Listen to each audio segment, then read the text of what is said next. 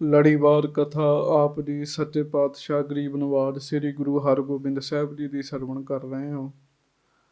ਕੁਝ ਸਿੱਖ ਗੁਰੂ ਜੀ ਦੇ ਕੋਲ ਅੰਮ੍ਰਿਤਸਰ ਆਏ, ਸ੍ਰੀ ਗੁਰੂ ਹਰਗੋਬਿੰਦ ਸਾਹਿਬ ਜੀ ਦੇ ਕੋਲ। ਉਹਨਾਂ ਸਿੱਖਾਂ ਨੇ ਮਹਾਰਾਜ ਜੀ ਨੂੰ ਬੇਨਤੀ ਕੀਤੀ, ਸੱਚੇ ਪਾਤਸ਼ਾਹ ਮਹਾਰਾਜ ਜੀ ਆਪ ਕਿਰਪਾ ਕਰੋ, ਅਸੀਂ ਆਪਣੇ ਮਨ ਦੀ ਗੱਲ ਕਰਨੀ ਚਾਹੁੰਦੇ ਹਾਂ। ਸੱਚੇ ਪਾਤਸ਼ਾਹ ਕਹਿੰਦੇ ਦੱਸੋ।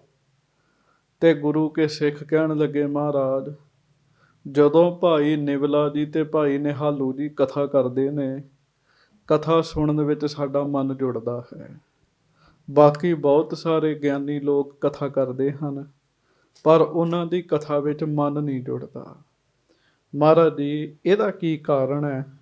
ਗੁਰੂ ਹਰਗੋਬਿੰਦ ਸਾਹਿਬ ਕਹਿੰਦੇ, ਭਾਈ ਪਿਆਰਿਓ, ਜਿਹਨੇ ਬਾਣੀ ਦਾ ਬਹੁਤ ਅਭਿਆਸ ਕੀਤਾ, ਭਜਨ ਵਿੱਚ ਮਨ ਜੋੜਿਆ, ਆਪਣੇ ਜੀਵਨ ਦੀ ਕਮਾਈ ਕੀਤੀ ਹੈ, ਜਦੋਂ ਉਹ ਪੁਰਸ਼ ਬੋਲਦੇ ਹੈ ਫਿਰ ਮਨ ਟਿਕਾਓ ਵਿੱਚ ਆਉਂਦਾ ਹੈ ਜੀ। ਜਿਹੜਾ ਲੋਭੀ ਬੰਦਾ ਨਾ ਜੀ, ਲੋਭੀ, ਇਹਦਾ ਮਨ ਨਹੀਂ ਟਿਕ ਸਕਦਾ ਜੀ। ਲੋਭੀ ਬੰਦੇ ਦਾ ਮਨ ਨਹੀਂ ਟਿਕ ਸਕਦਾ। ਲੋਭੀ ਬੰਦਾ ਗੁਟਕਾ ਸਾਹਿਬ ਫੜ ਕੇ ਬਾਣੀ ਪੜ੍ਹਨ ਦਾ ਯਤਨ ਕਰੇ, ਤ੍ਰਿਸ਼ਨਾਲੂ ਬੰਦਾ, ਲੋਭੀ ਬੰਦਾ, ਉਹਦਾ ਮਨ ਨਹੀਂ ਟਿਕੇਗਾ ਜੀ। ਤੁਸੀਂ ਵੇਖ ਲਿਓ। ਬਾਹਰ ਸਿੰਘਾਂ ਨੂੰ ਬੇਨਤੀ ਵੀ ਹੌਲੀ ਹੌਲੀ ਬੋਲੋ, ਉੱਚੀ ਨਹੀਂ ਬੋਲਣਾ। ਲੋਭੀ ਬੰਦੇ ਦਾ ਮਨ ਨਹੀਂ ਟਿਕਦਾ। ਕਿਉਂ ਨਹੀਂ ਟਿਕਦਾ ਜੀ? ਅੰਦਰ ਲੋਭ ਬੜਿਆ ਜੀ। ਪਰ ਜਦੋਂ ਕੋਈ ਕਮਾਈ ਵਾਲਾ ਪੁਰਸ਼ ਬੋਲਦਾ ਹੈ ਤੇ ਲੋਭੀਆਂ ਦੇ ਵੀ ਮਨ ਟਿਕ ਜਾਂਦੇ ਨੇ ਜੀ। ਡਾਕਟਰ ਸਾਹਿਬ ਬਾਹਰੋਂ ਉਹਨਾਂ ਨੂੰ ਆਖਿਓ ਚੁੱਪ ਰਹਿਣ।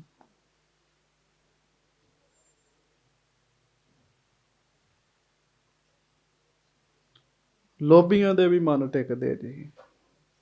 ਭਾਈ ਨਿਵਲਾ ਜੀ ਤੇ ਭਾਈ ਨਿਹਾਲੂ ਜੀ ਦੀ ਕਥਾ ਦਾ ਅਸਰ ਪੈ ਰਿਹਾ ਕਹਿੰਦੇ ਸਾਡੇ ਤੇ। ਫਿਰ ਗੁਰੂ ਜੀ ਨੇ ਦੱਸਿਆ, ਕਥਾ ਕਰਨ ਵਾਲੇ ਵਿੱਚ 14 ਗੁਣ ਹੋਣ ਤੇ ਕਥਾ ਸੁਣਨ ਵਾਲੇ ਵਿੱਚ ਵੀ 14 ਗੁਣ ਹੋਣ ਤੇ ਗੱਲ ਬਹੁਤ ਛੇਤੀ ਬਣ ਜਾਂਦੀ ਹੈ ਜੀ। ਚੇਤਾ ਰੱਖਿਓ, ਉਹ ਗੁਣ ਨਹੀਂ ਹੈ। ਕਥਾ ਕਰਨ ਵਾਲੇ ਵਿਚਾਰੇ ਮੇਰੇ ਵਰਗੇ ਰੌਲਾ ਹੀ ਪਾਉਂਦੇ ਰਹਿੰਦੇ ਹੈ, ਕੋਈ ਉਹਨਾਂ ਦੀ ਕਥਾ ਨਹੀਂ ਤੇ ਸੁਣਦਾ ਜੀ।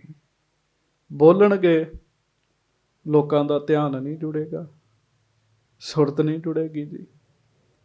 ਗੁਰਸਿੱਖਾਂ ਨੇ ਜਦੋਂ ਇਹ ਗੱਲ ਸੁਣੀ, ਉਹਨਾਂ ਮਹਾਰਾਜ ਨੂੰ ਬੇਨਤੀ ਕੀਤੀ, ਸੱਚੇ ਪਾਤਸ਼ਾਹ ਕਿਰਪਾ ਕਰੋ ਤੇ ਸਾਨੂੰ ਦੱਸੋ ਉਹ 14 ਗੁਣ ਕਿਹੜੇ ਨੇ। ਤੇ ਮਹਾਰਾਜ ਫਿਰ ਸੱਚੇ ਪਾਤਸ਼ਾਹ 14 ਗੁਣ ਦੱਸਦੇ ਜੀ। 14 ਗੁਣ ਜੀ, ਉਹ ਤੁਸੀਂ ਕੱਲ੍ਹ ਦੀ ਕਥਾ 'ਚ, ਵਾਹਿਗੁਰੂ ਪਿਛਲੇ ਦਿਨਾਂ ਦੀ ਕਥਾ 'ਚ ਸੁਣੇ ਸੀ। ਕਥਾ ਕਰਨ ਵਾਲੇ ਦਾ ਜੀਵਨ ਕੈਸਾ ਹੋਣਾ ਚਾਹੀਦਾ, ਇਹ ਤੁਸੀਂ ਸੁਣਿਆ ਸੀਗਾ। ਮਹਾਰਾਜ ਜੀ ਨੇ ਕਿਹਾ ਸੀ, ਇੱਕ ਤਾਂ ਵਾਗਮੀ ਹੋਵੇ, ਆਵਾਜ਼ ਚੰਗੀ ਹੋਵੇ, ਸੁਰੀਲੀ ਹੋਵੇ, ਵਿਆਸ ਹੋਵੇ, ਭਾਵ ਸਰੋਤਿਆਂ ਦੀ ਸਮਝ ਨੂੰ ਸਮਝਣ ਵਾਲਾ ਹੋਵੇ ਜੀ। ਫਿਰ ਮਹਾਰਾਜ ਸੱਚੇ ਪਾਤਸ਼ਾਹ ਨੇ ਹੋਰ ਬੜੇ ਗੁਣ ਦੱਸੇ। ਸਿੱਧਾ ਬੈਠੇ, ਸਰੋਤਿਆਂ ਦੀ ਰੁਚੀ ਜਾਣਦਾ ਹੋਵੇ, ਬੜੇ ਗੁਣ ਕਥਾ ਵਾਲਿਆਂ ਦੇ ਦੱਸੇ, ਉਹ ਤੁਸੀਂ ਸੁਣੇ। ਹੁਣ ਆਪਾਂ ਸੁਣਦੇ ਹਾਂ ਕਿ ਸੁਣਨ ਵਾਲਿਆਂ ਦੇ ਕਿਹੜੇ ਗੁਣ ਹਨ। ਗੱਜ ਕੇ ਆਖੋ ਵਾਹਿਗੁਰੂ। ਆਖੋ ਵਾਹਿਗੁਰੂ। ਵਾਹਿਗੁਰੂ। ਸੁਣਨ ਵਾਲਿਆਂ ਦੇ ਕਿਹੜੇ ਗੁਣ ਹੋਣੇ ਚਾਹੀਦੇ, ਕਥਾ ਸੁਣਨ ਵਾਲੀ ਸੰਗਤ 'ਚ ਕਿਹੋ ਜਿਹੇ ਗੁਣ ਹੋਣੇ ਚਾਹੀਦੇ ਆ। ਇਹ ਹੁਣ ਕਥਾ ਆ ਰਹੀ ਹੈ, ਬੜੇ ਪਿਆਰ ਦੇ ਨਾਲ ਸੁਣੋ। ਸ੍ਰੀ ਅੰਮ੍ਰਿਤਸਰ ਜੀ ਦੀ ਧਰਤੀ ਤੇ ਧੰਨ ਮੇਰੀ ਪੀਰੀ ਦੇ ਮਾਲਕ ਗੁਰੂ ਹਰਗੋਬਿੰਦ ਸਾਹਿਬ ਸੱਚੇ ਪਾਤਸ਼ਾਹ ਮਹਾਰਾਜ ਜੀ ਗੁਣ ਦੱਸ ਰਹੇ ਨੇ ਕਥਾ ਸੁਣਨ ਵਾਲਿਆਂ ਦੇ। ਤੇ ਕਥਾ ਤੁਸੀਂ ਵੀ ਸੁਣਦੇ ਹੋ ਤੇ ਮੈਂ ਵੀ ਸੁਣਦਾ ਜੀ। ਸਾਨੂੰ ਸਾਰਿਆਂ ਨੂੰ ਇਹ ਗੁਣ ਹੋਣੇ ਚਾਹੀਦੇ ਆ ਜੀ। ਪਿਆਰ ਨਾਲ ਸਾਰੀ ਸੰਗਤ ਗੱਜ ਕੇ ਆਖੋ, ਧੰਨ ਧੰਨ ਸ੍ਰੀ ਗੁਰੂ ਹਰਗੋਬਿੰਦ ਸਾਹਿਬ ਜੀ ਮਹਾਰਾਜ। ਧੰਨ ਧੰਨ ਸ੍ਰੀ ਗੁਰੂ ਹਰਗੋਬਿੰਦ ਸਾਹਿਬ ਜੀ ਮਹਾਰਾਜ। ਫਿਰ ਕਹੋ ਜੀ, ਧੰਨ ਧੰਨ ਸ੍ਰੀ ਗੁਰੂ ਹਰਗੋਬਿੰਦ ਸਾਹਿਬ ਜੀ ਮਹਾਰਾਜ। ਧੰਨ ਧੰਨ ਸ੍ਰੀ ਗੁਰੂ ਹਰਗੋਬਿੰਦ ਸਾਹਿਬ ਜੀ ਸਭ ਸੰਗਤ ਗੱਜ ਕੇ ਆਖੋ ਜੀ, ਸਤਨਾਮ ਸ੍ਰੀ ਵਾਹਿਗੁਰੂ ਸਾਹਿਬ ਜੀ। ਸਤਨਾਮ ਸ੍ਰੀ ਵਾਹਿਗੁਰੂ ਸਾਹਿਬ ਜੀ। ਚੌਪਈ। ਇਹ ਬਖਤੇ ਕੇ 14 ਗੁਣ ਹੈ। ਹਜ਼ੂਰ ਮਹਾਰਾਜ ਸੱਚੇ ਪਾਤਸ਼ਾਹ ਕਹਿੰਦੇ ਭਾਈ ਪਿਆਰਿਓ, ਵਕਤੇ ਦੇ ਕਥਾ ਕਰਨ ਵਾਲੇ ਦੇ 14 ਗੁਣ ਤੁਸੀਂ ਸੁਣੇ ਆ। ਹਾਂਜੀ, ਧਰ ਹੈ ਚਤੁਰਦਸ਼ ਕਥਾ ਜੋ ਸੁਨ ਹੈ। ਹੁਣ ਜਿਹੜੇ ਕਥਾ ਸੁਣਨ ਵਾਲੇ ਨੇ ਉਹਨਾਂ ਵਿੱਚ ਵੀ 14 ਗੁਣ ਹੋਣੇ ਚਾਹੀਦੇ ਆ ਜੀ। ਵੇਖੋ ਜੀ, ਕੋਈ ਵੀ ਕੰਮ ਕਰਨਾ ਉਹਦੀ ਜੁਗਤੀ ਹੋਵੇ ਜੀ, ਕੋਈ ਮਰਿਆਦਾ ਹੋਣੀ ਚਾਹੀਦੀ ਹੈ। ਬੋਲਣ ਦੀ ਵੀ ਮਰਿਆਦਾ ਹੋਣੀ ਚਾਹੀਦੀ ਤੇ ਸੁਣਨ ਵਾਲਿਆਂ ਦੀ ਵੀ ਮਰਿਆਦਾ ਹੋਣੀ ਚਾਹੀਦੀ ਹੈ ਜੀ। ਹਾਂਜੀ, ਬਖਤਾ ਕੀ ਕਰਨੀ ਨਿਜ ਭਗਤ, ਹਾਂਜੀ। ਮਨ ਬਚ ਕਰਮਨ ਕੇ ਸੰਜੁਗਤ। ਆਖੋ ਵਾਹਿਗੁਰੂ। ਵਾਹਿਗੁਰੂ। ਮਹਾਰਾਜ ਸੱਚੇ ਪਾਤਸ਼ਾਹ ਕਹਿਣ ਲੱਗੇ ਕਿ ਹੁਣ ਸਰੋਤੇ ਦੇ ਗੁਣ ਸੁਣੋ। ਉਹ ਵਕਤਾ ਦੀ ਕਰਨੀ ਦਾ ਮਨ, ਬਚਨ ਅਤੇ ਕਰਮ ਕਰਕੇ ਨਿਜੀ ਭਗਤ ਹੋਵੇ। ਭਾਵ ਸਭ ਤੋਂ ਪਹਿਲਾਂ ਜਿਹੜਾ ਬੁਲਾਰਾ ਬੋਲ ਰਿਹਾ ਉਹਦੇ ਪ੍ਰਤੀ ਉਹਦੇ ਚੰਗੇ ਖਿਆਲ ਹੋਣ ਜੀ। ਹਾਂਜੀ, ਉਹਦੇ ਪ੍ਰਤੀ ਸ਼ਰਧਾ ਹੋਵੇ। ਜਿਹਦੇ ਮੁਖੋਂ ਕਥਾ ਸੁਣਨੀ ਹੈ, ਹੁਣ ਗਿਆਨੀ ਤੇ ਬਹੁਤ ਵਧੀਆ ਲੱਗਾ ਹੋਵੇ, ਪਰ ਜਿਹੜਾ ਸਰੋਤਾ ਜੀ ਉਹ ਆਖੇ ਮੈਂ ਇਹ ਬੰਦਾ ਹੀ ਨਹੀਂ ਚੰਗਾ ਹੈਗਾ, ਮੈਂ ਨਹੀਂ ਇਹਦੇ ਮੂੰਹੋਂ ਕਥਾ ਸੁਣਨੀ। ਹਾਂਜੀ, ਤੇ ਜੇ ਕਥਾ ਸੁਣਨ ਵੀ ਬਹਿ ਗਿਆ ਪਰ ਉਸ ਵਕਤੇ ਤੇ ਸ਼ਰਧਾ ਨਹੀਂ ਹੈ ਨਾ ਹੈਗੀ, ਤਾਂ ਵੀ ਕਥਾ ਦਾ ਅਸਰ ਨਹੀਂ ਤੇ ਹੁੰਦਾ ਜੀ। ਕਥਾ ਦਾ ਨਹੀਂ ਅਸਰ ਹੁੰਦਾ, ਕਥਾ ਉੱਤੋਂ ਹੀ ਲੰਘ ਜਾਂਦੀ ਬੰਦੇ ਦੇ ਜੀ। ਹਾਂਜੀ, ਕਥਾ ਕਰਨ ਵਾਲੇ ਤੇ ਵੀ ਭਰੋਸਾ ਸ਼ਰਧਾ ਰੱਖਣੀ ਹੈ ਜੀ। ਹਾਂਜੀ, ਕਥਾ ਕਰਨ ਵਾਲੇ ਨੂੰ ਵੀ ਚੰਗਾ ਗਿਣਨਾ ਹੈ। ਸਿੱਧੀ ਗੱਲ ਹੈ, ਕਥਾ ਕਰਨ ਵਾਲੇ ਵਿੱਚ ਸ਼ਰਧਾ ਹੋਵੇ ਜੀ। ਜਿਹੜਾ ਕਥਾ ਕਰ ਰਿਹਾ ਨਾ ਜੀ, ਸੁਣਨ ਵਾਲੇ ਨੂੰ, ਕਰਨ ਵਾਲੇ ਤੇ ਸ਼ਰਧਾ ਹੋਵੇ, ਉਹਨੂੰ ਉਹ ਚੰਗਾ ਸਮਝਦਾ ਹੋਵੇ, ਤਾਂ ਕਥਾ ਅਸਰ ਕਰਦੀ ਜੀ। ਹੁਣ ਬੰਦਾ ਕਥਾ ਤੇ ਸੁਣੀ ਜਾਂਦਾ, ਚਲੋ ਬਚਨ ਤੇ ਗੁਰੂ ਜੀ ਦੇ ਹੀ ਹੈ ਜੀ, ਪਰ ਆਖੇ ਛੱਡੋ ਪਰਾਂ, ਸਾਨੂੰ ਪਤਾ ਆਪ ਤੇ ਇੰਜ ਕਰਦਾ, ਸਾਨੂੰ ਉਪਦੇਸ਼ ਦੇ ਰਿਹਾ ਹੈ, ਤਾਂ ਵੀ ਗੱਲ ਨਹੀਂ ਬਣਦੀ, ਤਾਂ ਵੀ ਨਹੀਂ ਗੱਲ ਬਣਦੀ। ਹਾਂਜੀ, ਦੂਜੇ ਹੋਏ ਨਾ ਮਨ ਹੰਕਾਰੀ। ਦੂਸਰਾ ਗੁਣ ਸੱਚੇ ਪਾਤਸ਼ਾਹ ਕਥਾ ਸੁਣਨ ਵਾਲਿਆਂ ਦਾ ਦੱਸਦੇ ਹੈ। ਮਹਾਰਾਜ ਕਹਿੰਦੇ ਉਹਨਾਂ ਦਾ ਮਨ ਹੰਕਾਰੀ ਨਹੀਂ ਹੋਣਾ ਚਾਹੀਦਾ ਜੀ। ਚੇਤਾ ਰੱਖਿਓ, ਮਨ ਨੀਵਾਂ ਹੋਏਗਾ ਕਥਾ ਅੰਦਰ ਟਿਕੇਗੀ ਜੀ। ਮਨ ਨੀਵਾਂ ਹੋਏਗਾ, ਚਿੱਤ। ਇਹ ਵੀ ਇੱਕ ਗੱਲ 'ਚ ਕਥਾ ਕਰਨ ਵਾਲਾ ਭਾਵੇਂ ਨਾ ਵੀ ਪੂਰਾ ਹੋਵੇ, ਸੁਣਨ ਵਾਲਾ ਪੂਰਾ ਹੋਵੇ, ਉਹਦੀ ਗੱਲ ਬਣ ਜਾਂਦੀ ਹੈ ਜੀ। ਫਿਰ ਧਿਆਨ ਨਾਲ ਸੁਣਿਓ, ਕਥਾ ਕਰਨ ਵਾਲਾ ਨਹੀਂ ਵੀ ਚੰਗਾ, ਸੁਣਨ ਵਾਲਾ ਬੰਦਾ ਚੰਗਾ, ਉਹਦੀ ਗੱਲ ਬਣ ਜਾਏਗੀ ਜੀ। ਇੱਕ ਸਾਖੀ ਬੜੀ ਮਸ਼ਹੂਰ ਹੈ। ਬੀਬੀ ਬੱਚੀ ਰੋਜ਼ ਕਥਾ ਸੁਣਨ ਆਉਂਦੀ ਸੀ। ਪੰਡਤ ਜੀ ਕਥਾ ਕਰਦੇ, ਉਹਨਾਂ ਨੇ ਇਹ ਗੱਲ ਕਹੀ। ਕਿਹੜੀ ਗੱਲ ਕਹੀ? ਕਹਿਣ ਲੱਗੇ ਵੀ ਰੱਬ ਦਾ ਨਾਮ ਜਪਿਆ ਨਾ, ਪਾਣੀ ਉੱਤੇ ਤਰ ਜਾਈਦਾ, ਸਮੁੰਦਰ ਤੇ ਤਰ ਜਾਈਦਾ, ਸਮੁੰਦਰ ਤੇ ਤੁਰੀਦਾ, ਰੱਬ ਦਾ ਨਾਮ ਬੰਦੇ ਨੂੰ ਡੁੱਬਣ ਨਹੀਂ ਦਿੰਦਾ ਜੀ। ਆਖੋ ਵਾਹਿਗੁਰੂ। ਵਾਹਿਗੁਰੂ। ਉਹਨੇ ਇਹ ਗੱਲ ਆਖੀ ਜੀ, ਰੱਬ ਦਾ ਨਾਮ ਬੰਦੇ ਨੂੰ ਡੁੱਬਣ ਨਹੀਂ ਦਿੰਦਾ। ਬੱਚੀ ਨੇ ਕਥਾ ਸੁਣੀ ਜੀ, ਦਰਿਆ ਪਾਰ ਕਰਕੇ ਕਥਾ ਸੁਣਨ ਜਾਂਦੀ ਸੀਗੀ ਜੀ। ਅਗਲੇ ਦਿਨ ਉਹਦੀ ਸ਼ਰਧਾ ਵੱਜ ਗਈ ਜੀ। ਹਾਂਜੀ, ਪੰਡਤ ਜੀ ਤੇ ਬੜੀ ਸ਼ਰਧਾ ਸੀਗੀ। ਉਹਨੇ ਦਰਿਆ ਦੇ ਉੱਤੇ ਤੁਰਨਾ ਸ਼ੁਰੂ ਕੀਤਾ ਤੇ ਰਾਮ ਰਾਮ ਜਪਣਾ ਸ਼ੁਰੂ ਕੀਤਾ ਜੀ। ਪਾਰ ਹੋ ਗਈ ਜੀ। ਉਹ ਪੰਡਤ ਜੀ ਨੂੰ ਦੱਸਿਆ, ਪੰਡਤ ਜੀ ਮੈਂ ਇਸ ਤਰ੍ਹਾਂ ਆਈ ਹਾਂ। ਹੁਣ ਪੰਡਤ ਜੀ ਨੇ ਕਥਾ ਹੀ ਕੀਤੀ, ਉਹਨਾਂ ਨੂੰ ਆਪ ਵੀ ਸ਼ਰਧਾ ਨਹੀਂ ਹੈਗੀ ਜੀ। ਹਾਂਜੀ, ਪੰਡਤ ਜੀ ਕਹਿੰਦੇ ਹੋ ਹੀ ਨਹੀਂ ਸਕਦਾ। ਕਹਿੰਦੀ ਮੈਂ ਤਾਂ ਤੁਹਾਡੀ ਕਥਾ ਸੁਣੀ, ਆ ਵੇਖਿਓ। ਫਿਰ ਉਹ ਤੁਰੀ ਰਾਮ ਰਾਮ ਕਰਦੇ ਆ ਜੀ। ਤੇ ਪੰਡਤ ਹੁਣਾਂ ਨੇ ਵੀ ਰਾਮ ਰਾਮ ਕਿਹਾ, ਪਰ ਉਹ ਡੁੱਬ ਗਏ ਜੀ। ਹਾਂਜੀ, ਪਰ ਬੀਬੀ ਨੇ ਤੇ ਕਥਾ ਸੁਣੀ ਨਾ ਜੀ। ਕਥਾ ਸੁਣੀ, ਉਹਦੀ ਸ਼ਰਧਾ ਬਣ ਗਈ, ਉਹਦਾ ਭਲਾ ਹੋ ਗਿਆ ਜੀ। ਕਿਉਂ? ਜੇ ਉਸ ਬੀਬੀ ਬੱਚੀ ਦਾ ਮਨ ਹੰਕਾਰੀ ਹੁੰਦਾ, ਅੰਦਰ ਥਾਂ ਹੀ ਨਾ ਹੁੰਦੀ, ਤੇ ਗੱਲ ਨਹੀਂ ਸੀ ਬਣਨੀ। ਸੰਗਤ ਜੀ, ਅੰਦਰ ਤੇ ਹਉਮੈ ਭਰੀ ਪਈ ਜੀ। ਕਈ ਬੰਦੇ ਪਤਾ ਕੀ ਕਹਿੰਦੇ ਜੀ, ਸਾਨੂੰ ਸਭ ਪਤਾ ਹੈਗਾ। ਕਹਿੰਦੇ ਕਥਾ ਵੀ ਸੁਣੀ ਜਾਣਗੇ, ਇਹ ਵੀ ਕਹਿਣਗੇ ਸਾਨੂੰ ਸਭ ਪਤਾ ਹੈਗਾ। ਹੰਕਾਰ ਨਾਲ ਅੰਦਰ ਭਰਿਆ ਪਿਆ, ਅੰਦਰ ਜਗ੍ਹਾ ਹੀ ਨਹੀਂ ਹੈਗੀ, ਤੇ ਕਥਾ ਕਿੱਥੇ ਰਵੇਗੀ ਜੀ। ਕਥਾ ਨੂੰ ਵੀ ਤਾਂ ਰਹਿਣ ਵਾਸਤੇ ਜਗ੍ਹਾ ਚਾਹੀਦੀ ਨਾ ਜੀ। ਇਸ ਕਰਕੇ ਸੱਚੇ ਪਾਤਸ਼ਾਹ ਗੁਰੂ ਹਰਗੋਬਿੰਦ ਸਾਹਿਬ ਕਹਿੰਦੇ ਕਥਾ ਸੁਣਨ ਵਾਲੇ ਦਾ ਦੂਜਾ ਗੁਣ ਇਹ ਹੈ, ਉਹਦੇ ਮਨ 'ਚ ਹੰਕਾਰ ਨਾ ਹੋਵੇ। ਹਾਂਜੀ, ਜਾਣਹਿ ਮੈਂ ਬੜ ਸੇਵਾ ਧਾਰੀ। ਇਹ ਨਾ ਜਾਣੇ ਕਿ ਮੈਂ ਹੀ ਬੜਾ ਵੱਡਾ ਸੇਵਾ ਕਰਨ ਵਾਲਾ ਹੈਗਾ, ਹਉਮੈ ਨਾ ਧਾਰਨ ਕਰੇ। ਗੱਜ ਕੇ ਆਖੋ ਵਾਹਿਗੁਰੂ। ਹਾਂਜੀ। ਤ੍ਰਿਤੀਏ ਸ਼ਰਧਾ ਸੁਨਬੇ ਹੋਏ, ਹਾਂਜੀ। ਨਹੀਂ ਉਚਾਟਹਿ ਮਨ ਕੋ ਸੋਏ। ਤੀਜਾ ਗੁਣ ਕਥਾ ਸੁਣਨ ਵਾਲੇ ਦਾ ਮਹਾਰਾਜ ਦੱਸਦੇ ਆ, ਸੱਚੇ ਪਾਤਸ਼ਾਹ ਕਹਿੰਦੇ ਉਹਦੀ ਕਥਾ ਸੁਣਨ 'ਚ ਸ਼ਰਧਾ ਹੋਵੇ ਜੀ, ਨੇਮ ਨਾਲ ਕਥਾ ਸੁਣਦਾ ਹੋਵੇ, ਪ੍ਰੇਮ ਨਾਲ ਕਥਾ ਸੁਣੇ, ਐ ਸਮੇਂ ਨਾਲ ਆਵੇ ਕਥਾ ਸੁਣੇ ਤੇ ਨਹੀਂ ਉਚਾਟ ਹੈ ਮਨ ਕੇ ਸੋਏ। ਉਹਦਾ ਮਨ ਨਾ ਉਚਾਟ ਹੋਵੇ ਜੀ, ਕਥਾ ਸੁਣਦਿਆਂ ਆਪਣੇ ਮਨ ਨੂੰ ਬੋਰ ਨਾ ਹੋਣ ਦੇਵੇ ਜੀ, ਕਥਾ ਦੇ ਵਿੱਚ ਲਾਵੇ, ਜਿਹੜੀ ਗੱਲ ਨਹੀਂ ਸਮਝ ਆਉਂਦੀ ਧਿਆਨ ਦੇਵੇ ਪੂਰਾ। ਇਹ ਗੁਣ ਹੈਗਾ ਜੀ ਕਥਾ ਸੁਣਨ ਵਾਲਿਆਂ ਦਾ ਜੀ। ਹਾਂਜੀ। ਚੌਥੇ ਆਪਣੀ ਚਿਤ ਚਤੁਰਾਈ, ਹਾਂਜੀ।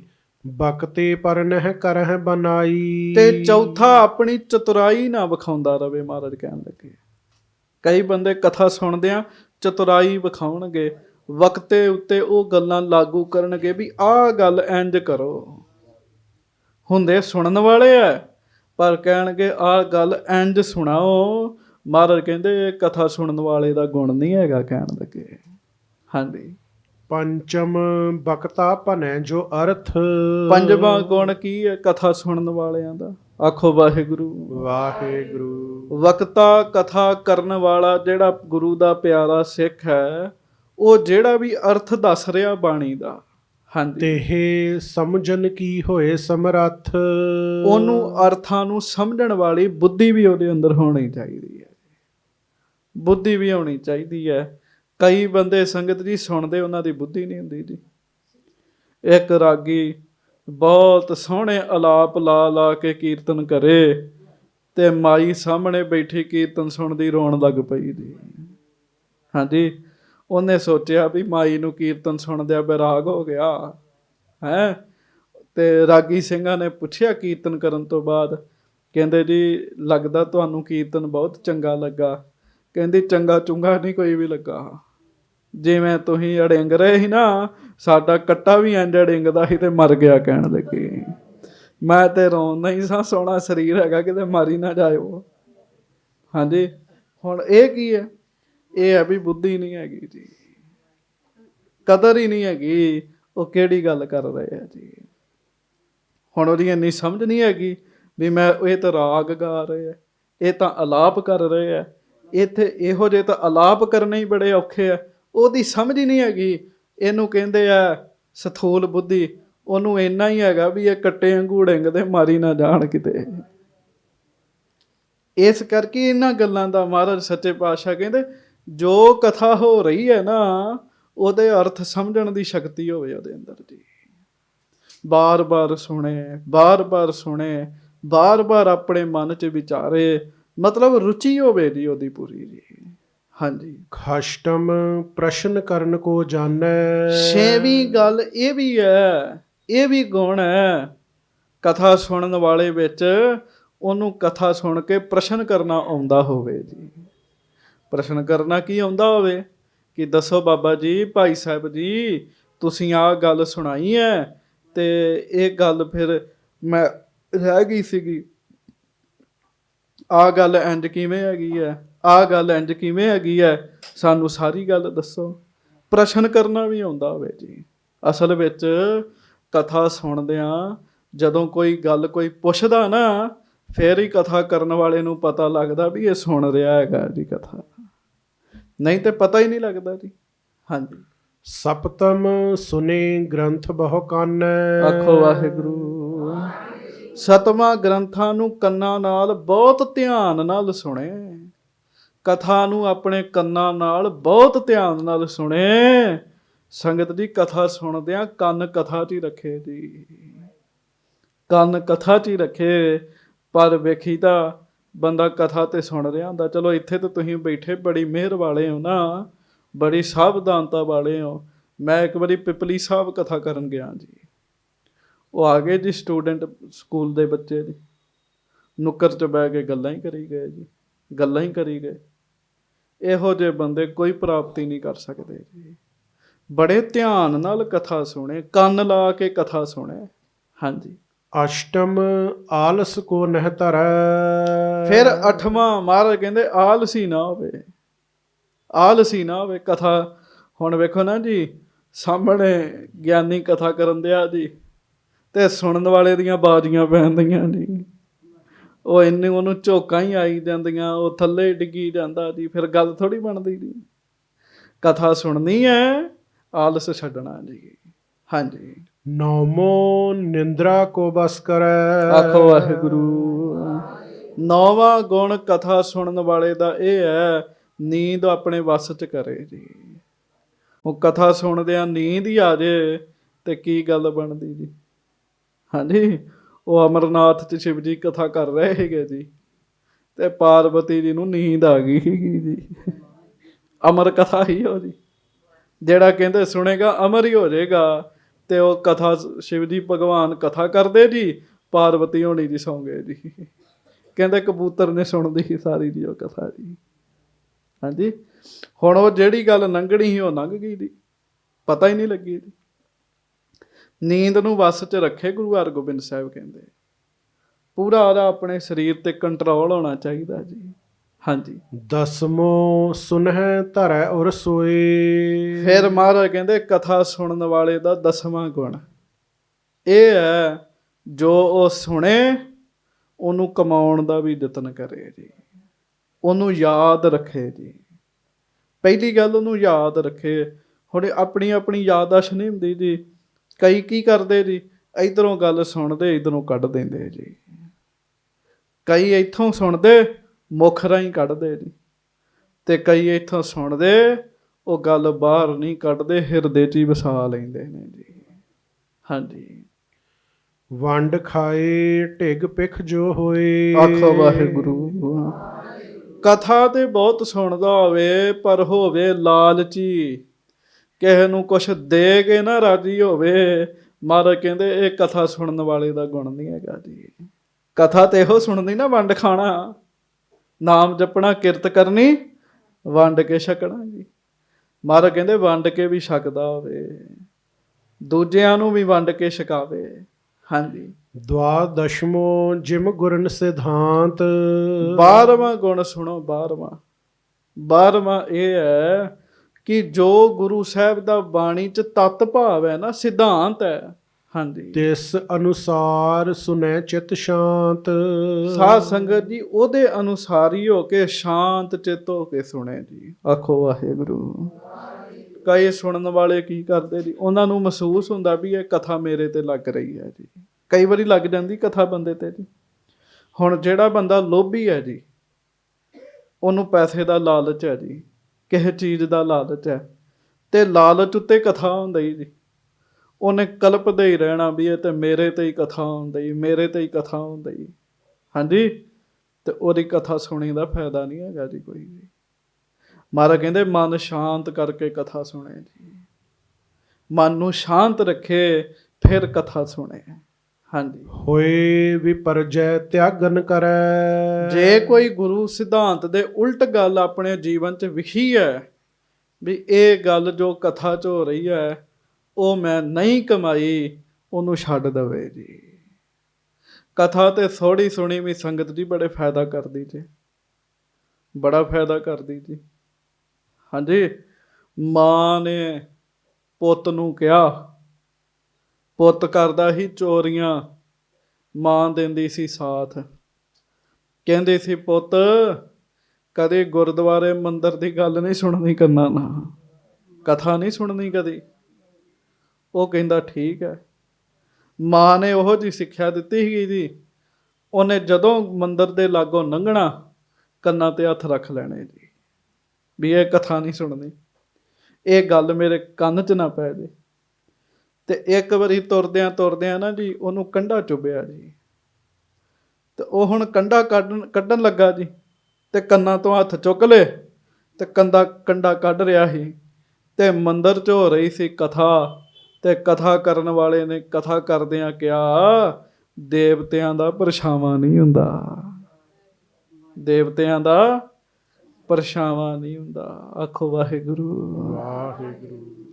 ਹੁਣ ਉਹਨੇ ਇਹ ਗੱਲ ਸੁਣ ਲਈ ਜੀ, ਕੰਡਾ ਕੱਢ ਕੇ ਛੇਤੀ ਹੱਥ ਰੱਖਦਾ, ਅਗਲੀ ਗੱਲ ਨਹੀਂ ਸੁਣੀ ਜੀ। ਹੁਣ ਪਹਿਲੀ ਵਾਰੀ ਮੰਦਿਰ 'ਚ ਉਹਨੇ ਕਥਾ ਸੁਣੀ, ਇਹ ਗੱਲ ਉਹਦੇ ਮਨ 'ਚ ਵਸ ਗਈ ਵੀ ਦੇਵਤਿਆਂ ਦਾ ਪਰਛਾਵਾਂ ਨਹੀਂ ਹੁੰਦਾ ਜੀ। ਇੱਕ ਵਾਰੀ ਉਹ ਕਿਤੇ ਰਾਜੇ ਦੇ ਮਹਿਲ 'ਚ ਚੋਰੀ ਕਰਨ ਗਿਆ ਜੀ। ਹਾਂਜੀ, ਨਾਲ ਹੋਰ ਵੀ ਬੰਦੇ ਸੀਗੇ ਜੀ। ਤੇ ਸ਼ੱਕ ਦੇ ਬਿਹਾਵ ਤੇ ਨਾ ਜੀ, ਸ਼ੱਕ ਦੇ ਬਿਹਾਵ ਤੇ ਚੋਰੀ ਉਹਨਾਂ ਨੇ ਕਰ ਲਈ ਜੀ। ਉਹਨੂੰ ਫੜ ਲਿਆ ਜੀ ਬੰਦੇ ਨੂੰ ਜੀ, ਸ਼ੱਕ ਦੇ ਬਿਹਾਵ ਤੇ। ਹਾਂਜੀ, ਉਹ ਮੰਨੇ ਨਾ, ਰਾਜਾ ਕਵੇ ਮਨਾਉਣਾ।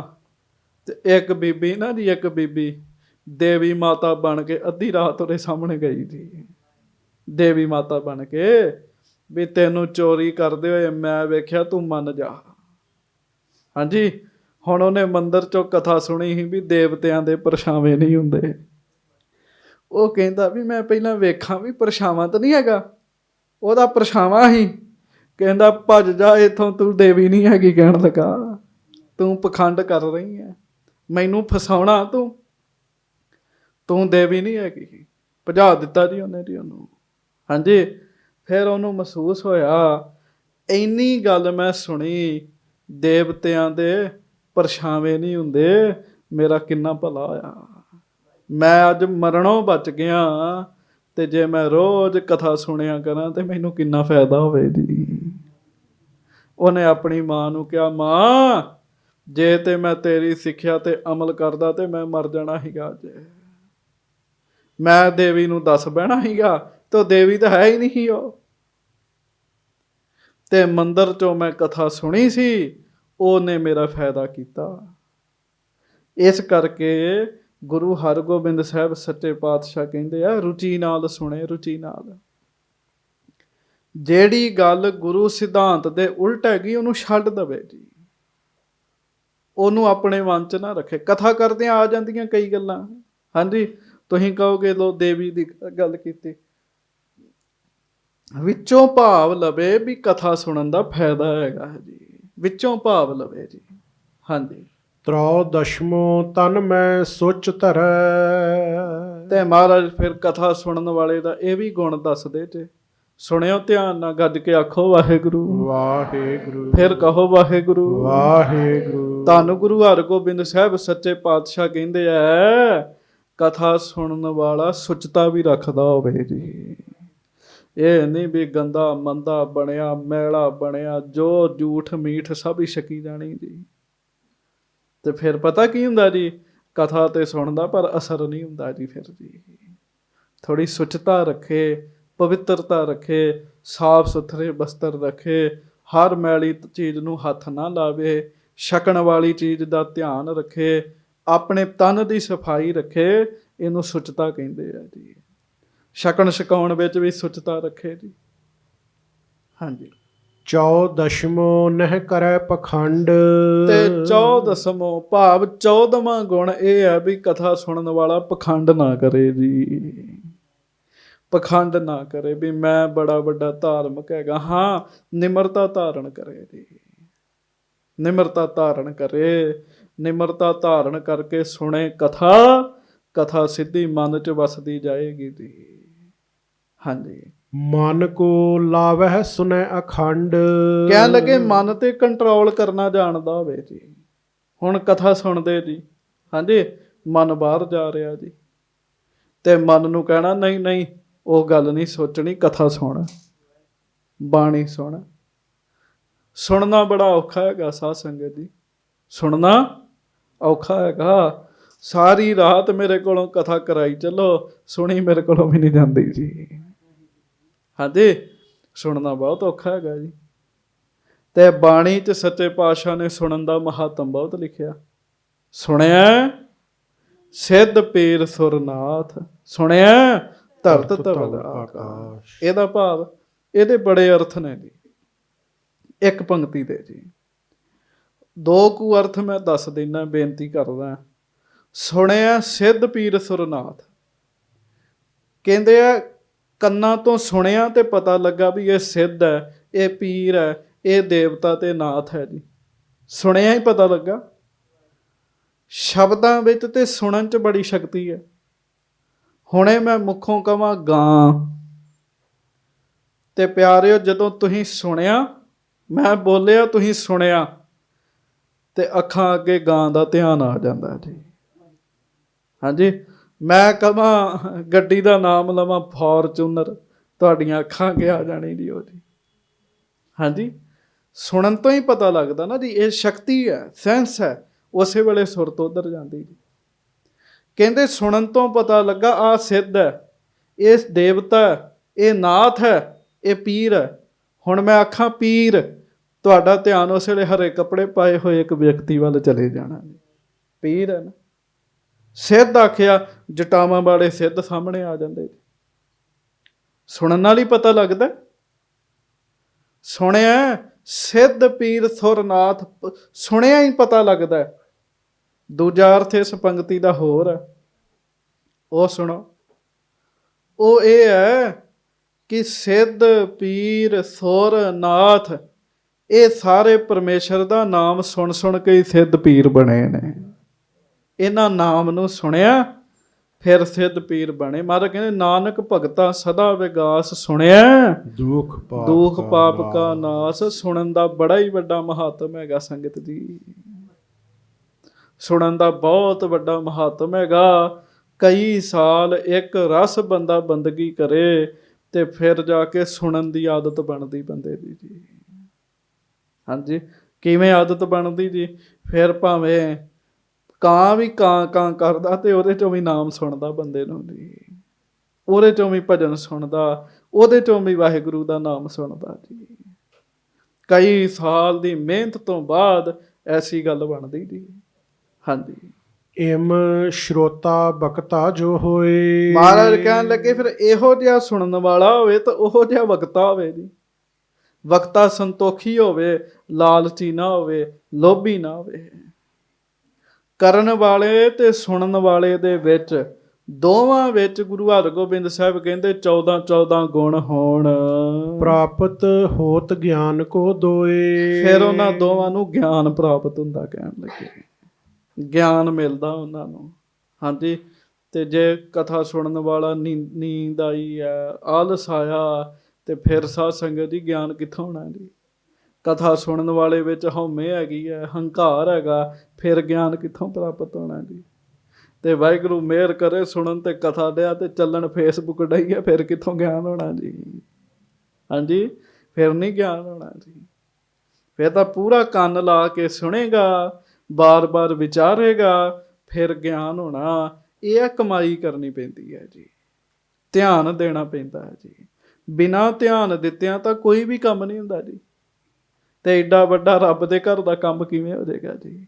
ਹਾਂਜੀ, ਇਹ ਲੱਛਣ ਜੋ ਕਹੇ ਬਨਾਏ, ਸਿੱਖ ਨਿਹਾਲੂ ਬਿਖੈ ਸੋ ਪਾਏ। ਮਹਾਰਾਜ ਕਹਿੰਦੇ ਇਹ ਜਿਹੜੇ ਤੁਹਾਡੇ ਵਿੱਚ ਵਾਹਿਗੁਰੂ ਜਿਹੜੇ 14 ਗੁਣ ਕਥਾ ਕਰਨ ਵਾਲੇ ਦੇ ਕਹੇ ਆ ਨਾ, ਇਹ ਭਾਈ ਨਿਹਾਲੂ ਦੇ ਵਿੱਚ ਹੈਗੇ, ਕਹਿਣ ਲੱਗੇ। ਹਾਂਜੀ, ਤਿਸ ਕੀ ਸੰਗਤ ਕਰੋ ਹਮੇਸ਼। ਤੇ ਮਹਾਰਾਜ ਕਹਿੰਦੇ ਜਿਹਦੇ ਚ ਕਥਾ ਕਰਨ ਵਾਲੇ ਚ 14 ਗੁਣ ਹੋਣ ਨਾ, ਉਹਦੀ ਸੰਗਤ ਕਰਿਆ ਕਰੋ, ਕਹਿਣ ਲੱਗੇ। ਉਹਦੀ ਸੰਗਤ ਕਰਿਆ ਕਰੋ। ਕਦੋਂ? ਹਮੇਸ਼ਾ ਹੀ ਕਰਿਆ ਕਰੋ ਜੀ। ਹਾਂਜੀ, ਹੋਏ ਤੁਮ ਮਹਿ ਗੁਣ ਬ੍ਰਿੰਦ ਵਿਸ਼ੇਸ਼। ਮਹਾਰਾਜ ਕਹਿਣ ਲੱਗੇ ਗੁਣੀਆਂ ਦੀ ਸੰਗਤ ਕਰੋਗੇ, ਤੁਹਾਡੇ ਚ ਵੀ ਗੁਣ ਆਉਣਗੇ ਜੀ। ਬਾਣੀ ਚ ਲਿਖਿਆ ਉੱਤਮ ਸੰਗਤ ਉੱਤਮ ਹੋਵੇ। ਤੁਸੀਂ ਸੰਗਤ ਕਰੋਗੇ, ਤੁਹਾਡੇ ਚ ਵੀ ਉਹ ਗੁਣ ਆਉਣਗੇ। ਕਥਾ ਸੁਣਨੀ ਹੈ ਤੇ ਕਿਵੇਂ ਸਾਵਧਾਨ ਹੋਣਾ, ਇਹ ਤੁਹਾਡੇ ਚ ਗੁਣ ਆਉਣਗੇ। ਹਾਂਜੀ, ਸੁਨਹੁ ਕਥਾ ਤਿਹ ਮੁਖ ਤੇ ਨੀਕੀ। ਮਹਾਰਾਜ ਕਹਿਣ ਲੱਗੇ ਭਾਈ ਨਿਵਲੂ ਦੇ ਮੁਖੋਂ ਗੁਰੂ ਨਾਨਕ ਸਾਹਿਬ ਜੀ ਦੀ ਬਹੁਤ ਸੋਹਣੀ ਕਥਾ ਸੁਣਿਆ ਕਰੋ। ਹਾਂਜੀ, ਕਿਉਂ ਨਾ ਸ਼੍ਰੇ ਹੋਏ ਤੁਮਰੇ ਜੀ ਕੀ। ਮਹਾਰਾਜ ਕਹਿੰਦੇ ਜਿਹੜਾ ਆਪ ਜਪਦਾ, ਕਥਾ ਕਰਦਾ, ਕਥਾ ਸੁਣਦਿਆਂ ਸੁਣਦਿਆਂ ਕਿਉਂ ਨਹੀਂ ਤੁਹਾਡਾ ਭਲਾ ਹੋਏਗਾ ਜੀ। ਕੱਲ ਵੀ ਬੇਨਤੀ ਕੀਤੀ ਸੀ, ਅੱਜ ਫਿਰ ਕਰਦਾ। ਕੱਲ ਮਹਾਰਾਜ ਦਾ ਸ਼ਹੀਦੀ ਦਿਨ ਸੀ। ਗੁਰੂ ਤੇਗ ਬਹਾਦਰ ਸਾਹਿਬ ਕਮਾਲ ਕਰ ਗਏ ਜੀ। ਮਹਾਰਾਜ ਇੱਕ ਸ਼ਲੋਕ 'ਚ ਕਹਿੰਦੇ ਆ ਕਹਿੰਦੇ ਕੁਝ ਨਾ ਕਰੋ, ਬਸ ਜੀਭ ਤੋਂ ਵਾਹਿਗੁਰੂ ਬੋਲ ਕੇ ਕੰਨਾਂ ਤੋਂ ਸੁਣੀ ਜਾਵੋ, ਜਮਾਂ ਦੇ ਘਰ ਨਹੀਂ ਜਾਓਗੇ ਜੀ। ਜਿਹਬਾ ਗੁਣ ਗੋਬਿੰਦ ਭਜੋ, ਕਰਨ ਸੁਣੋ ਹਰ ਨਾਮ, ਕੰਨਾਂ ਨਾਲ ਧਿਆਨ ਨਾ ਸੁਣੋ। ਗੁਰੂ ਤੇਗ ਬਹਾਦਰ ਸਾਹਿਬ ਲਿਖ ਕੇ ਦੇ ਕੇ ਗਏ ਆ, ਜਮਾਂ ਦੇ ਘਰ ਨਹੀਂ ਜਾਓਗੇ ਮਹਾਰਾਜ ਕਹਿੰਦੇ। ਹਾਂਜੀ, ਸ਼੍ਰੀ ਮੁਖ ਤੇ ਸੁਨ ਸਭ ਹਰ ਖਾਏ। ਜਦੋਂ ਮਹਾਰਾਜ ਜੀ ਦੇ ਕੋਲੋਂ ਫਿਰ 14 ਗੁਣ ਸੁਣੇ ਤੇ ਸਾਰੀਆਂ ਸੰਗਤਾਂ ਬਹੁਤ ਖੁਸ਼ ਹੋਈਆਂ ਜੀ। ਹਾਂਜੀ, ਧਾਰਨ ਕੀਨੇ ਗੁਣ ਸਮੁਦਾਏ। ਤੇ ਸੰਗਤਾਂ ਨੇ ਵੀ ਫਿਰ ਗੁਣ ਧਾਰਨ ਕੀਤੇ ਜੀ, ਕਥਾ ਸੁਣਨ ਵਾਲਿਆਂ ਨੇ ਵੀ। ਲਓ ਹੁਣ ਮੈਂ ਤੁਹਾਨੂੰ ਪੁੱਛਦਾ, ਤੁਸੀਂ ਹੁਣੇ ਗੁਣ ਸੁਣੇ ਆ ਕਈਆਂ ਨੇ, 1-2 ਗੁਣ ਦੱਸੋ ਮੈਨੂੰ ਜੀ। ਕਥਾ ਸੁਣਨ ਵਾਲਿਆਂ 'ਚ ਕਿਹੜਾ ਗੁਣ ਹੋਣਾ ਚਾਹੀਦਾ ਜੀ? ਹੈ ਨੀਂਦ ਨਹੀਂ ਆਉਣੀ ਚਾਹੀਦੀ, ਆਖੋ ਵਾਹਿਗੁਰੂ। ਇਹ ਤਾਂ ਚੇਤਾ ਵੀ ਬਹੁਤਿਆਂ ਨੂੰ ਆ ਜਾਂਦੀ ਹੈ, ਸਾਰੀ ਦਿਹਾੜੀ ਦੇ ਥੱਕੇ ਹੁੰਦੇ ਨਾ ਜੀ, ਤੇ ਫਿਰ ਕੀ ਕਰਨ, ਕਥਾ ਸੁਣਦਿਆਂ ਸੁੱਖ ਮਿਲਦਾ ਮਨ ਨੂੰ ਤੇ ਨੀਂਦ ਆਉਣ ਲੱਗ ਪੈਂਦੀ ਜੀ। ਉਹ ਮੈਨੂੰ ਇੱਕ ਪ੍ਰੇਮੀ ਬਾਹਰੋਂ ਕਹਿਣ ਲੱਗਾ ਵੀ ਮੈਂ ਰਾਤ ਸੌਣਾ ਹੁੰਦਾ ਨਾ ਜਦੋਂ, ਉਦੋਂ ਤੁਹਾਡੀ ਕਥਾ ਲਾ ਲੈਣਾ, ਬੜੀ ਵਧੀਆ ਨੀਂਦ ਆਉਂਦੀ ਕਹਿੰਦਾ। ਆਖੋ ਵਾਹਿਗੁਰੂ ਵਾਹਿਗੁਰੂ। ਕਹਿੰਦਾ ਬੜੀ ਵਧੀਆ ਨੀਂਦ ਆਉਂਦੀ ਚ। ਉਹ ਬੜੇ ਫਕਰ ਨਾਲ ਮੈਨੂੰ ਦੱਸੇ, ਤੇ ਮੈਂ ਵੀ ਚੌੜਾ ਹੋਵਾਂ, ਮੈਂ ਕਿਹਾ ਹਾਂ ਕਥਾ ਸੁਣਿਆ ਸੁੱਖ ਜੂ ਮਿਲਦਾ ਤਾਂ ਤੈਨੂੰ ਨੀਂਦ ਆਉਂਦੀ ਹੈ। ਚਲੋ ਇਹ ਵੀ ਚੰਗੀ ਗੱਲ ਹੈ, ਉਹਨੂੰ ਕਥਾ ਸੁਣਦਿਆਂ ਨੀਂਦ ਆਉਂਦੀ ਚ। ਨਹੀਂ ਤੇ ਨੌਜਵਾਨ ਬੱਚੇ ਗਾਣੇ ਲਾ ਕੇ ਸੌਂਦੇ, ਫਿਰ ਨੀਂਦ ਆਉਂਦੀ ਜੀ ਉਹਨਾਂ ਨੂੰ ਜੀ। ਇਹ ਵੀ ਰੱਬ ਦੀ ਮਿਹਰ। ਚਲੋ 1 ਗੁਣ ਹੋ ਗਿਆ ਵੀ ਕਥਾ ਸੁਣਨ ਵਾਲੇ ਨੂੰ ਨੀਂਦ ਨਹੀਂ ਆਉਣੀ ਚਾਹੀਦੀ। ਦੂਜਾ ਗੁਣ ਦੱਸੋ ਛੇਤੀ। ਹਾਂ, ਸੁਣਾਉਣ ਵਾਲੇ ਤੇ ਭਰੋਸਾ ਹੋਣਾ ਚਾਹੀਦਾ। ਗੱਜ ਕੇ ਆਖੋ ਵਾਹਿਗੁਰੂ। ਵੀ ਇਹ ਠੀਕ ਬੋਲ ਰਿਹਾ ਜੀ। ਮਾਨੀ ਸ਼ੰਕਾ ਵਿੱਚ ਪਿਆ ਤੇ ਕਿੱਥੋਂ ਗੱਲ ਬਣੇਗੀ ਜੀ? ਮਾਨੀ ਸ਼ੰਕਾ 'ਚ ਪਿਆ ਰਿਹਾ ਤੇ ਕਿਵੇਂ ਗੱਲ ਬਣੇਗੀ? ਅਗਲਾ ਗੁਣ ਦੱਸੋ ਛੇਤੀ। ਹਾਂ, ਕਥਾ ਸੁਣਨ ਵਾਲੇ ਨੂੰ ਹਉਮੈ ਨਹੀਂ ਹੋਣੀ ਚਾਹੀਦੀ, ਹੰਕਾਰ ਨਹੀਂ ਹੋਣਾ ਚਾਹੀਦਾ ਵੀ ਲਓ ਜੀ ਲਓ ਮੈਂ ਹੀ ਹੈਗਾ ਜੀ, ਇਹਨੂੰ ਤਾਂ ਪਤਾ ਹੀ ਕੱਖ ਨਹੀਂ ਹੈਗਾ ਜੀ। 3 ਹੋ ਗਏ ਜੀ ਤੇ 5 ਤੁਸੀਂ ਦੱਸਣਾ ਜੀ। ਹਾਂਜੀ, ਉੱਚੀ ਬੋਲੋ, ਮੈਨੂੰ ਇੱਥੋਂ ਤੱਕ ਆਵਾਜ਼ ਹੀ ਨਹੀਂ ਆਉਂਦੀ ਜੀ। ਵੰਡ ਕੇ ਖਾਣਾ ਚਾਹੀਦਾ ਜੀ। ਕਥਾ ਸੁਣਨ ਵਾਲੇ 'ਚ ਵੀ ਗੁਣ ਹੋਣਾ ਚਾਹੀਦਾ। 4 ਹੋ ਗਏ ਜੀ। ਨਿਮਰਤਾ ਨਾਲ ਸੁਣਨੀ ਚਾਹੀਦੀ ਹੈ। ਉਹ ਤੇ ਹੋ ਗਿਆ ਨਾ ਜੀ, ਹਉਮੈ ਨਹੀਂ ਹੈਗੀ ਜੀ, ਹੰਕਾਰ ਨਹੀਂ ਕਰਨਾ। 1 ਗੁਣ ਦੱਸੋ ਵਧੀਆ ਜਿਹਾ ਜਿਹੜਾ ਸੁਣੇ। ਹਾਂ, ਗੱਜ ਕੇ ਆਖੋ ਵਾਹਿਗੁਰੂ। ਸੁਚਤਾ ਵੀ ਰੱਖਣੀ ਚਾਹੀਦੀ ਹੈ ਜੀ। ਹਾਂਜੀ, ਕਥਾ ਸੁਣਨ ਵਾਲਾ ਸੁਚਤਾ ਰੱਖੇ ਜੀ, ਐਵੇਂ ਨਹੀਂ ਵੀ ਹਰ ਵੇਲੇ ਗੰਦਗੀ ਦਾ ਹੀ ਰੂਪ ਬਣਿਆ ਰਵੇ ਜੀ। ਹਾਂਜੀ, ਤੇ ਫਿਰ ਹੱਥ ਵੀ ਧੋ ਕੇ ਆਇਆ ਕਰੋ ਤੇ ਪੈਰ ਵੀ ਧੋ ਕੇ ਆਇਆ ਕਰੋ। ਭਾਈ ਧਨਵੰਤ ਸਿੰਘ ਮੈਨੂੰ ਕੰਨ 'ਚ ਕਹਿੰਦਾ ਜੇ, ਉਹ ਅਸਲ 'ਚ ਠੰਡ ਆ ਗਈ ਨਾ ਜੀ, ਤੇ ਜਰਾਬਾਂ ਲਾਉਣ ਦਾ ਜੀਅ ਨਹੀਂ ਕਰਦਾ ਜੀ। ਹਾਂਜੀ, ਪਰ ਜਰਾਬਾਂ ਜਿਹੜੀਆਂ ਨਾ ਜੀ, ਇਹ ਬੂਟਾਂ ਨਾਲੋਂ ਵੀ ਭੈੜੀਆਂ ਹੁੰਦੀਆਂ ਜੀ। ਹਾਂਜੀ, ਪੈਰਾਂ ਦਾ ਪਸੀਨਾ ਲੱਗਿਆ ਹੁੰਦਾ, ਬੁਰੇ ਹਾਲ ਹੋਏ ਹੁੰਦੇ। ਹੱਥ ਧੋ ਕੇ ਪੈਰ ਧੋ ਕੇ ਐ ਸਾਵਧਾਨ ਹੋ ਕੇ ਬੈਠਿਆ ਕਰੋ, ਫਿਰ ਕਥਾ ਦਾ ਹੈਗਾ। 1 ਗੁਣ ਹੋਰ ਦੱਸੋ। ਪਖੰਡੀ ਨਹੀਂ ਹੋਣਾ ਚਾਹੀਦਾ। ਆਖੋ ਵਾਹਿਗੁਰੂ। ਪਖੰਡ ਵਾਲਾ ਨਹੀਂ ਹੋਣਾ ਚਾਹੀਦਾ ਜੀ। ਹਾਂਜੀ, ਪਖੰਡ ਵਾਲਾ ਨਹੀਂ ਹੋਣਾ ਚਾਹੀਦਾ। ਕਈ ਏਦਾਂ ਹੀ ਕਰਦੇ ਜੀ, ਹੋਰ ਹੀ ਤਰ੍ਹਾਂ ਦੇ ਸਰੀਰ ਬਣਾਉਂਦੇ ਜਦੋਂ ਕਥਾ ਸੁਣਦੇ ਨਾ ਜੀ, ਹੋਰ ਹੀ ਤਰ੍ਹਾਂ ਦੇ। ਕਥਾ ਬੈਰਾਗ ਦੀ ਚੱਲ ਰਹੀ ਹੁੰਦੀ ਤਾਂ ਝੂਮਣ ਦੇ ਹੁੰਦੇ ਜੀ। ਹਾਂਜੀ, ਹੋਰ ਹੀ ਤਰ੍ਹਾਂ ਦੇ ਸਰੀਰ ਬਣਾਈ ਫਿਰਦੇ ਜੀ, ਵੀ ਦੂਜੇ ਨੂੰ ਪਤਾ ਲੱਗੇ ਵੀ ਇਹ ਬੜਾ ਜੁੜ ਕੇ ਕਥਾ ਸੁਣ ਰਿਹਾ। ਇਹ ਕੰਮ ਗਲਤ ਹੈਗਾ ਜੀ। ਹੋਰ ਦੱਸੋ।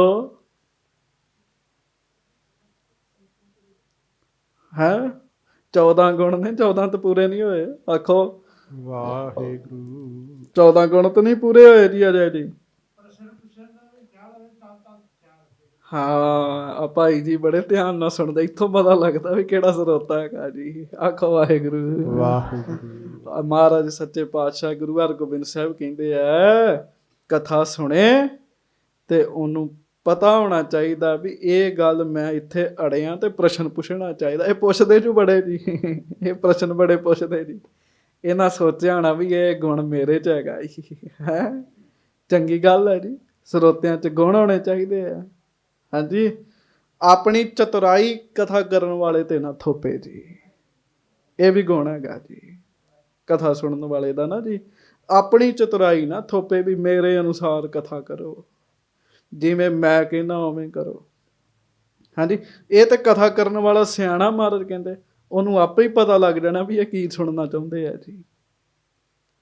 ਹਾਂਜੀ, ਵੰਡ ਖਾਵੇ ਤੇ ਗੁਰੂ ਦੇ ਸਿਧਾਂਤ ਨੂੰ ਜਾਣਦਾ ਹੋਵੇ ਜੀ।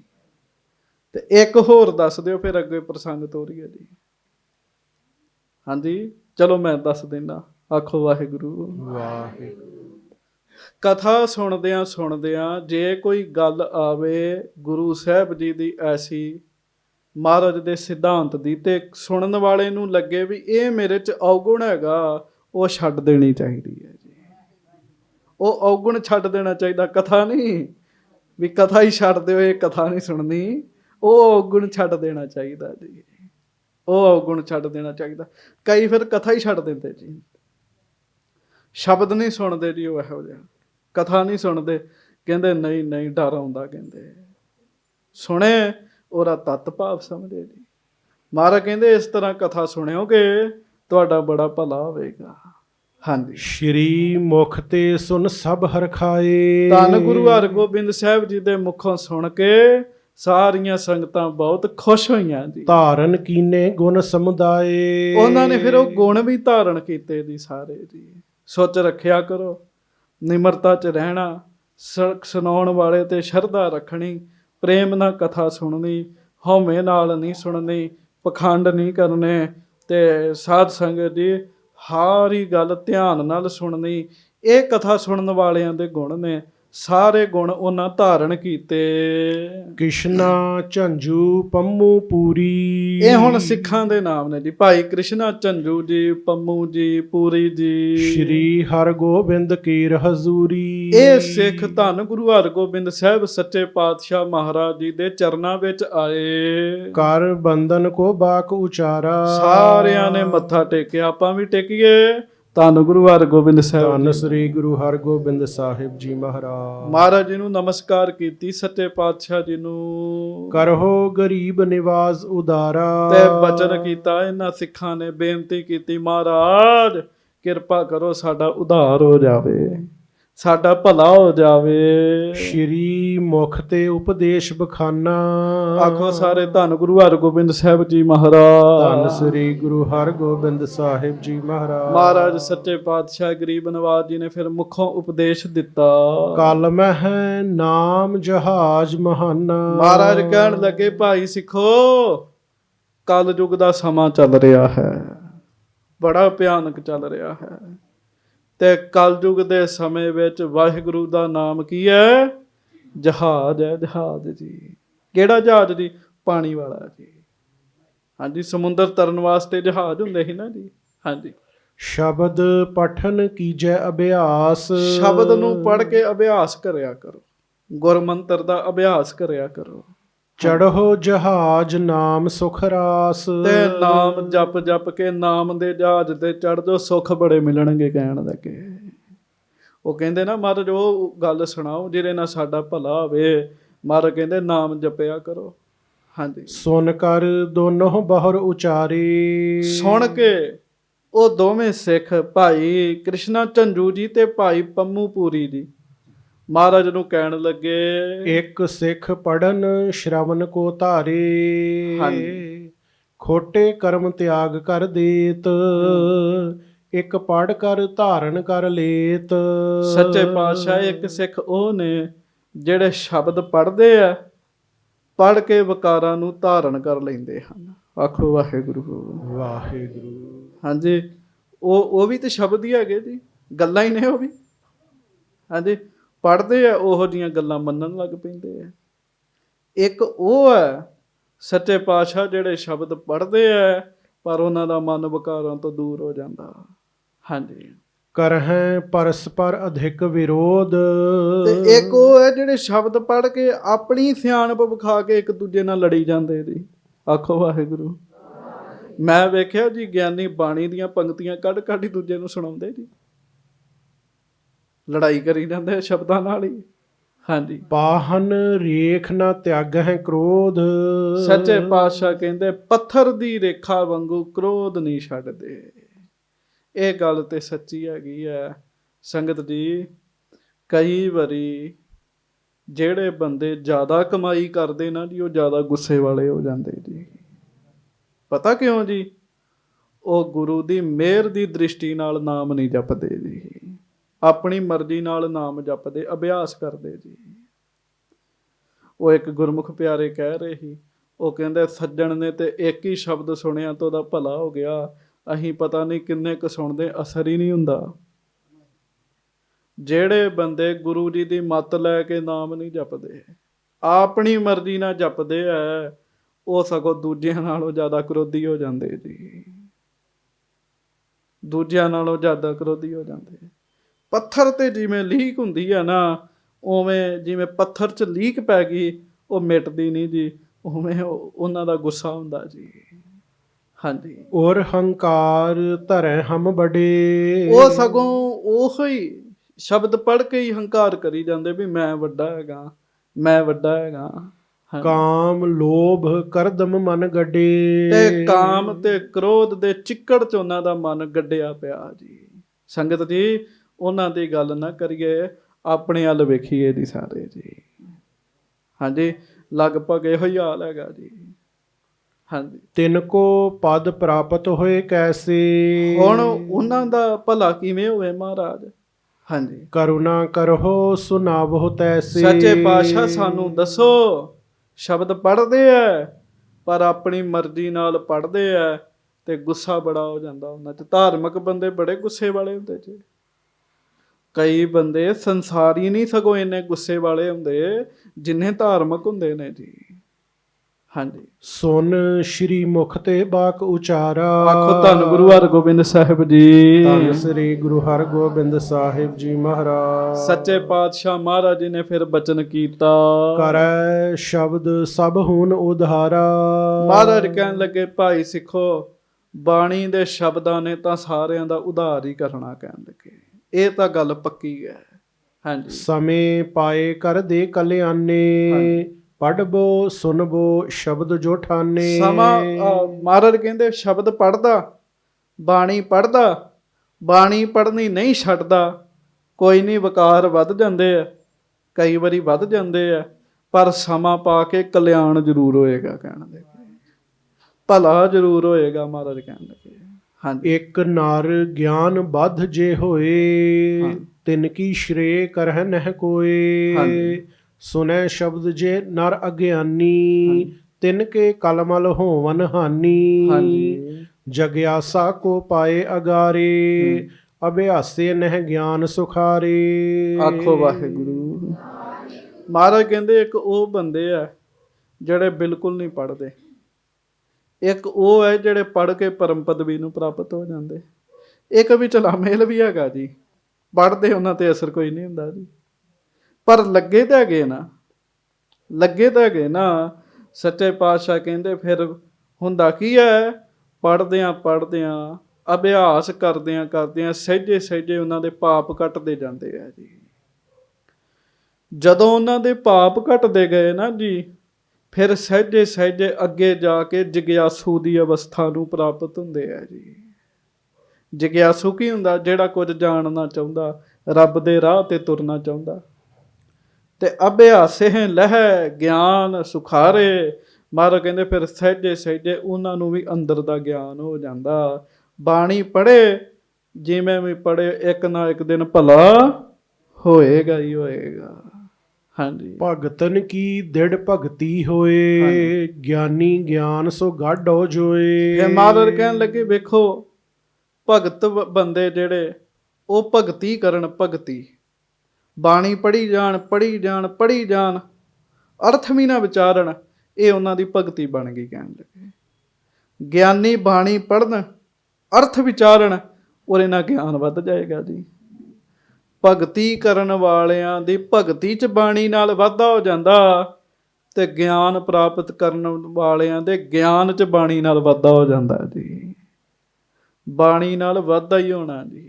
ਆਖੋ ਸ੍ਰੀ ਵਾਹਿਗੁਰੂ। ਵਾਹਿਗੁਰੂ।